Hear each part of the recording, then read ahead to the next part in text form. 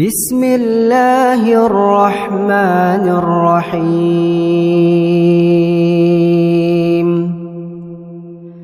الحاقة ما الحاقة وما أدراك ما الحاقة كذبت ثمود وعاد بالقارعة فأما ثمود فأهلكوا بالطاغية وأما عاد فأهلكوا بريح صرصر عاتية سخرها عليهم 7 ليال و8 أيام حسوما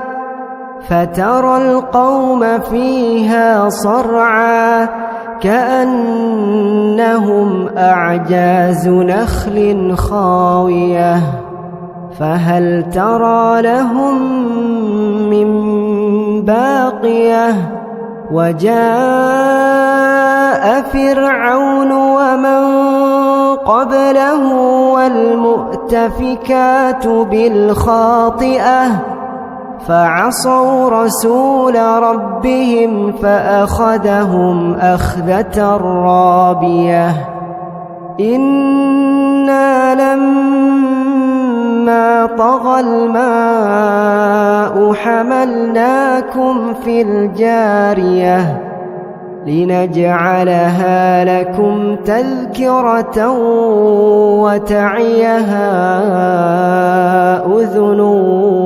واعية فإذا نفخ في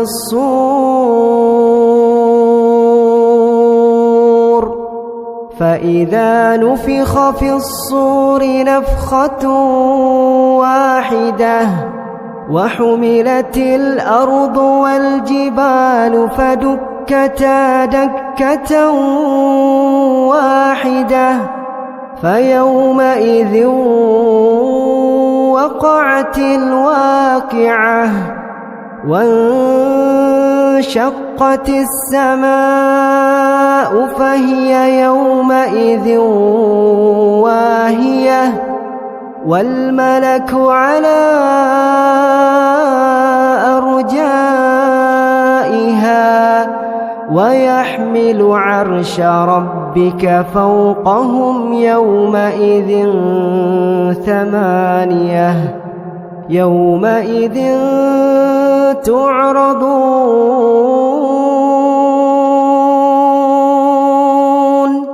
يومئذ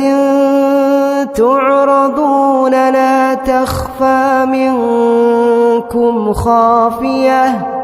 فأما من أوتي كتابه بيمينه فيقول هاؤم اقرءوا كتابيه إني ظننت أني ملاق حسابيه فهو في عيشة راضية في جنة عالية قطوفها دانية كلوا واشربوا هنيئا بما أسلفتم في الأيام الخالية وأما من أوتي كتابه بشماله فيقول يا ليتني لم أوت كتابيه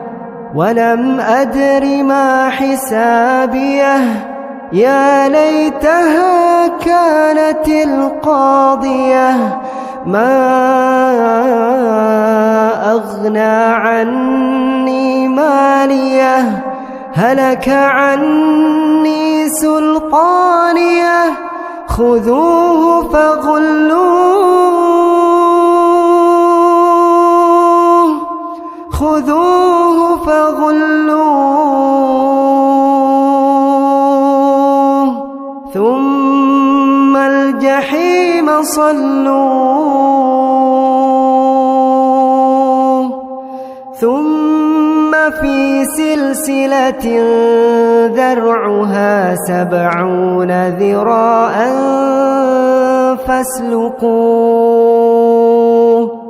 إنه كان لا يؤمن بالله العظيم ولا يحض على طعام المسكين فليس له اليوم هاهنا حميم ولا طعام إلا من غسلين لا يأكله إلا الخاطئون فلا أقسم بما تبصرون وما لا تبصرون إنه لقول رسول كريم وما هو بقول شاعر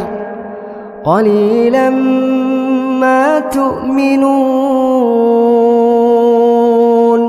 ولا بقول كاهن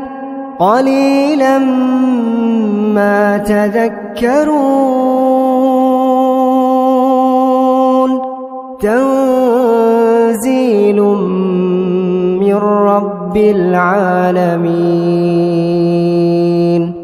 ولو تقول علينا بعض الأقاويل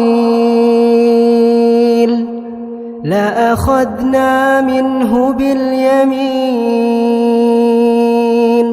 ثم لقطعنا منه الوتين فما منكم من أحد عنه حاجزين وإنه لتذكرة للمتقين وإنا لنعلم أن منكم مكذبين وإنه لحسرة على الكافرين وإنه لحق اليقين فسبح باسم ربك العظيم.